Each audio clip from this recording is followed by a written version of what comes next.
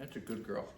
So, Minky and I watched Nicolas Cage's new movie, Longlegs, which was interesting. Like, I don't know. I really like horror movies. I'm a big fan of horror movies. I've always liked them. Every now and then, a horror movie will come out that is it's like different. I'm really glad I watched it, but I'll probably never watch it again. And that's sort of where I put this movie. Don't get me wrong, it's good and you should watch it. I recommend it. It's just not great, and I don't know that it's overly rewatchable. It suffers from this thing that's going on in a lot of movies right now where they don't know what the right amount of exposition is. Because I think I understood what this movie was coming from because I played Diablo and Diablo 2 a lot when I was growing up.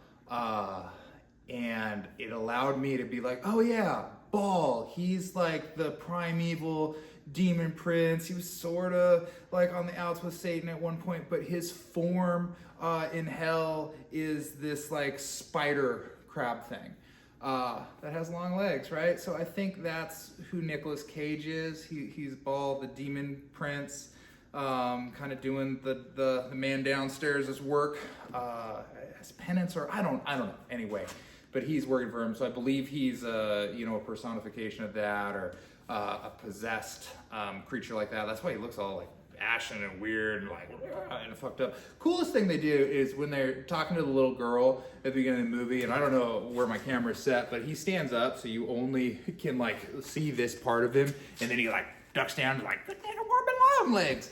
That was pretty awesome. I like that a lot. Nicolas Cage is very Nicolas Cage in this movie, and that was fantastic. I think he brought a lot to that character, and it makes it enjoyable. But it's one of those. It's like when you hear Christopher Walken in the movie, and he's only in it like randomly, like over the thing for like a total of 10 minutes, and he's all the best parts. Yeah, that's kind of Nicolas Cage. So all the best parts. It's creepy. It's not scary, right? You might like the next day or that night be like, ugh, but there's no real scary moments. I don't think it'll stick with you. Maybe if like you walk outside and you see a lifelike doll that resembles you, you'll be like, oh fuck, is there a weird orb in its head? What the fuck was that about? I have no idea what they're going with the orb thing.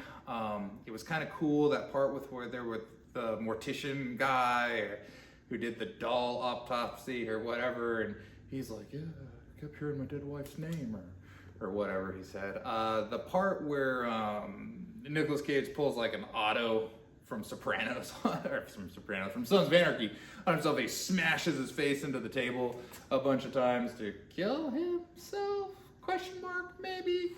I liked that. There was decent effects, but it just kind of the overall story is a little light. Like there's no, like I said, there's no exposition, so I don't know what the point of this ritual with the triangle and the 9 hells thing was. I don't really know if the completion of the movie, because like she shoots her mom, but the other little girl is with the doll. Like, did that stop the cycle or complete the cycle? And if it did or didn't, what is the greater consequence of that? The relationship with her partner. I didn't care that he died and she shot him. Like, there just wasn't enough. There wasn't enough like character moments and character building to make me care about the characters enough, because there were no stakes for me at any point in this movie. I didn't really know where it was going, but it was creepy in a like a family Charles Manson-y kind of way. I love that stuff because it's like, I'm in Oregon in Pelican Bay where he is housed, is just like kind of down the way and whatnot. So I don't know, like Charles Manson is something like growing up kind of hearing like, oh, he's just down over there, he can come get you while you sleep or whatever. And I'm sure he had like acolytes like around here or whatnot for some time. But yeah, I don't know where I was going with any of that, but I liked Longlegs from like that perspective. Like it was a creepy, the family thing, and it was in that kind of that 70s rocker sort of spook rock style thing. I think Nicolas Cage likes that and portrayed that type of stuff really well.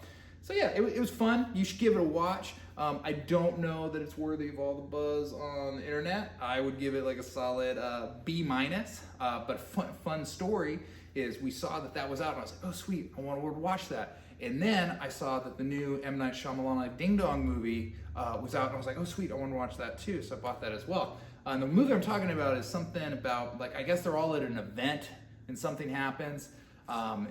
I don't remember it well enough, so I bought this movie, but the M. Night Shyamalan Ding Dong movie that I bought was The Watchers, and that movie was terrible. I did not like it at all. As a matter of fact, I don't think M. Night has made a good movie since, like, Unbreakable and Split, I think, was pretty good. And of course, Sixth Sense was great, but all the other ones are sort of garbage.